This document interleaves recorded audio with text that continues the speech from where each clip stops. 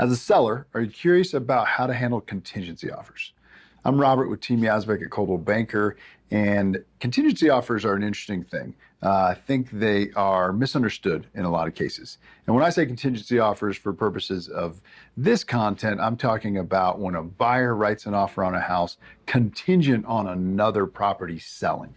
It can be very complicated. It's a good time to have a good agent in your corner.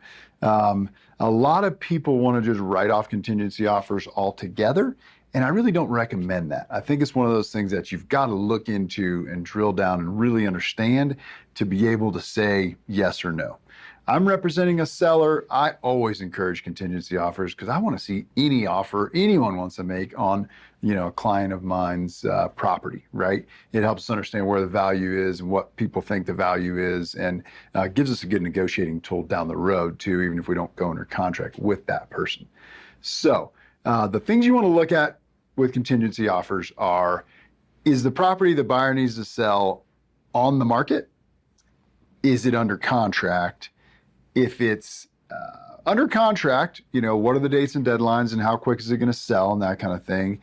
If it is on the market, is it priced well? Is it in a market that is, compelling and properties are moving fast? And then if it's off the market, you want to understand how quick is it going to be on the market and what's the price going to be, okay? So we ask a lot of questions and do a lot of qualification representing a seller if a buyer comes along with a contingency offer. I will reach out to the realtor on the other side. Sometimes they're out of state even, and I'll talk to the realtor that's representing the buyer on their contingency sale to learn everything I need to know to be able to advise my client, the seller, as to whether they want to take the contingency offer or not. So more in there than I can unpack for this short video, but there's a lot of different details you want to understand about a contingency offer before, considering accepting one or denying one for that matter.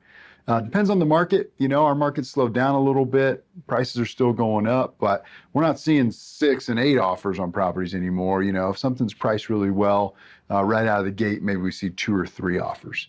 But maybe we don't see any offers for the first few weeks, and then 2-3 weeks in, we get one offer. If it's a contingency offer and our property hasn't sold immediately, we really want to understand if it's worth looking at or not. The other thing to consider when it comes to contingency offers, in my opinion, is, do you need to sell fast? What's your timing? Do you have another property under contract that you're going to buy? Do you have a time frame that you need to sell by and purchase another property by? In some cases, as a seller, you're really interested in having more time to go out and shop. That is sometimes a time where contingency offers can be really appealing to a seller, right? A lot of sellers that come to work with us are more concerned about a buyer wanting to come in and close fast than they are a buyer taking their time and wanting a 60 or 90-day close. So sometimes the contingency offer is the perfect way to get a longer period of time to go shop for your replacement property. The other thing to consider when it comes to contingency offers, another reason to not, completely rule them out, is in some cases, the property you're trying to sell is less likely to sell than the property that's the contingency property, right? So a buyer comes along and they've got a condo on the mountain in the green zone that they've owned forever that's priced really well and updated. And you've got, let's just say, some other type of property, right? That's less predictable, whatever it may be. It's less predictable, the timing and the price of the sale. So in that kind of situation, it's really smart to look at the contingency offer because there's a really good chance, and it's very predictable, that buyer's going to sell their condo maybe before you sell your property that's a little bit unique and outside the box. So that's one of those cases that I have a really in-depth conversation with the seller so they understand the difference between the saleability of their property and the contingency property.